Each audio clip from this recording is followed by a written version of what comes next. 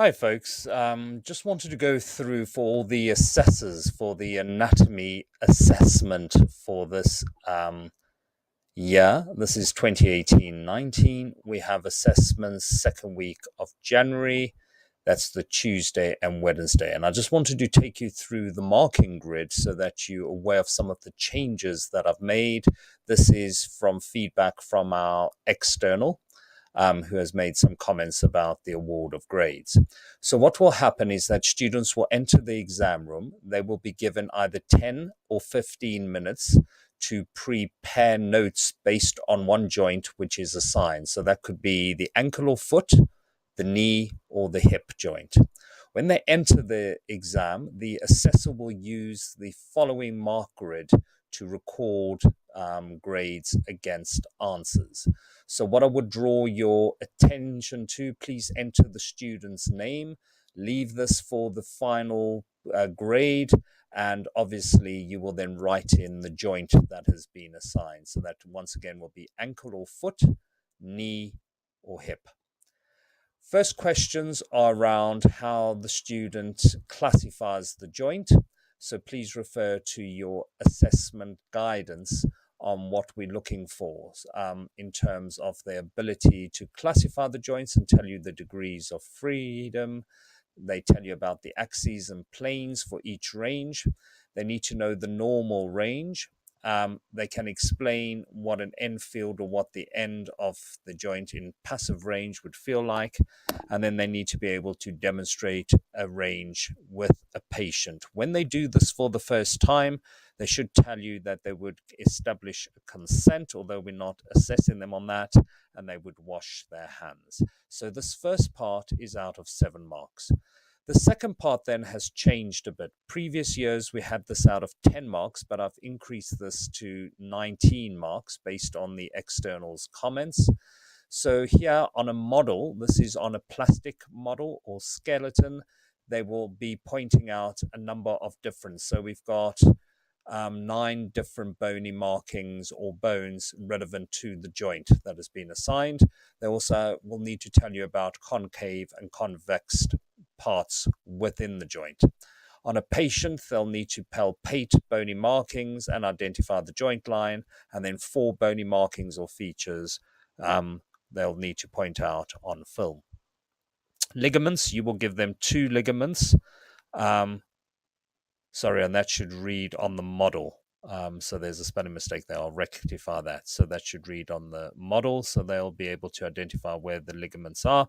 And then they will need to palpate these ligaments. So I'm just going to rectify that now. Sorry about that. Then they'll need to find those ligaments and stress test. So they're going to have to tell you what type of force they're applying in order to stretch or test that particular ligament or group. So for the ankle and foot, you may give them the medial group and they can tell you individual ligaments, or you can give them an individual ligament within that group. Then the bulk of the marks now are around muscles. So we've changed that. There will be a list of muscles that will appear up here. You will choose 3 muscles, write in the muscles that you have chosen, and then the student will identify the belly of the muscle. Can they do that on the model, the plastic muscle model for the lower limb, as well as identify where the belly is on the patient? They may need to ask the patient to contract certain muscle groups to locate that. Then they need to know where the muscle originates and inserts. Manual muscle tests. We've mainly been looking at muscle groups, but they have got notes and guidance, and we have gone through individual tests. What I'm also looking for under manual muscle testing, their ability to grade the test. Now, if they're able to do the test and do it well, they can achieve their mark. If they're able to grade it and tell you the grading relevant, then that can be an additional mark, and I'll show you where you can add that. Previous years, we had 3 marks for blood flow and nerve supply. This year, to be fair to the students, it's 1 mark for blood supply, 1 mark for nerve. And here they can either tell you the individual name of the blood vessel, tell you the pathway of the blood vessel, likewise tell you the route of the nerve or the name of the nerve. And that will then be for each of the 3 muscles that you choose. In part 5, you give them a range. They need to be accurate. They need to tell you where they're placing the goniometer, the axis, where they place the moving arm, the non-moving arm, and the reading that they get. And you can ask them, is that within the normal range? So they should be able to tell you the range. Then there will be a list of motional tasks that appear in part 6. You choose one. You ask them to describe what is happening at the joint from the start of the motion to the end. If they're unable to tell you anything, that's a 0. If they're able to state how the joint's moving, but if they can clearly state that, they can get their marks. Similarly, if they're able to tell you how muscles are working, the contractile type, then they can gain additional marks. That is the end of the formal examination. Then what follows is grading for their practice, professional practice, and